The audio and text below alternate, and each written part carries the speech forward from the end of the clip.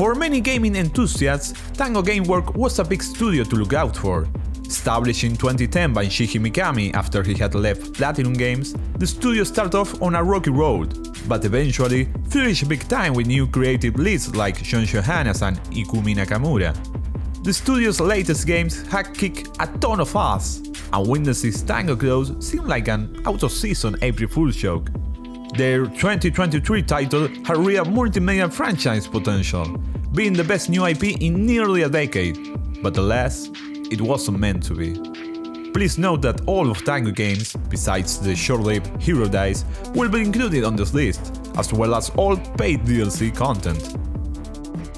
These two DLCs are being lumped into one, as it's essentially a two-part story. In the assignment and consequence, you play as Shuri Kidman during the first game's events, and right off the bat, it loses you. What Sebastian sees in his world is heavily based on the villain, while Kidman's world is largely based on herself. The devs try to explain this with a quote at the beginning, but it still doesn't make sense why the villain has little to no influence on Kidman's world. Most of the campaign is filled with annoying as hell stealth sequences that aren't fun in the slightest. And by the time you do get a gun, about 3/4 of the way through, it doesn't make up for the rest of the DLC. At least, there are some cool Easter eggs you can find here and there. The final DLC to the original Evil Within was the Executioner, allowing you to play as the Keeper. With the Victoriano state as the hub-world, you will go to many areas of the campaign and absolutely break house. The Keeper is actually really fun to play with, and the new first-person perspective was a nice way to freshen up the gameplay. It feels a bit like Dead by Daylight, but this DLC oddly came out before.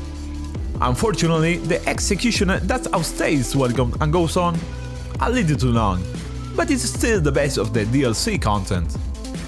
The Evil Within 1 is a mess, but like with most messy games, there's a ton of positives to go with the bad. 1.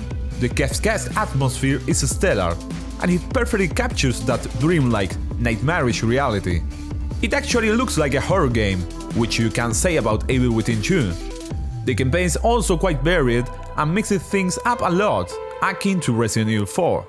Unfortunately, the gameplay and campaign quality aren't in the same league.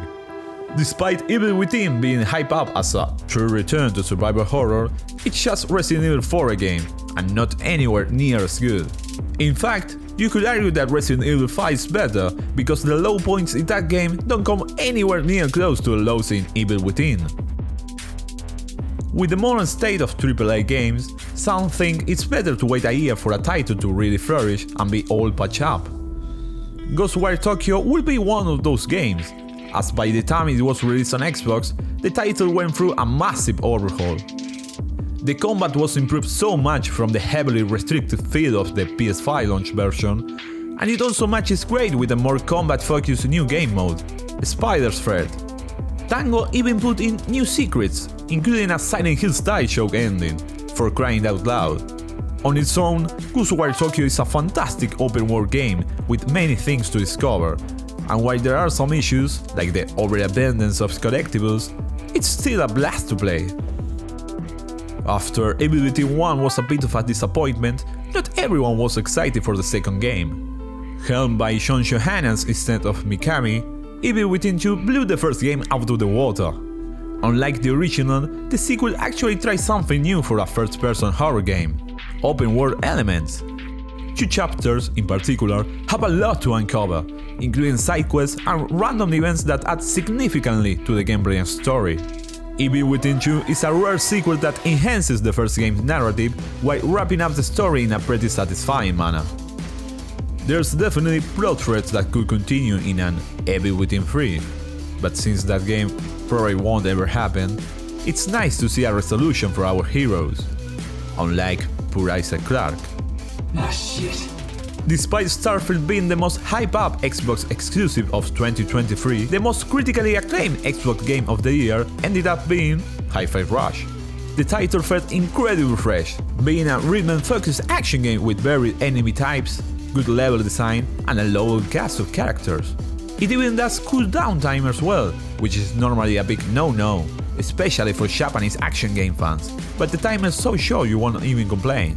With a great cast of characters and a solid rhythm and focus foundation, Hi-Fi Rush had the potential to be a multimedia franchise with sequels, a movie, an anime, everything really. It's probably the best new IP since Five Nights at Freddy's back in 2014, and it's a damn shame that the series is already dead.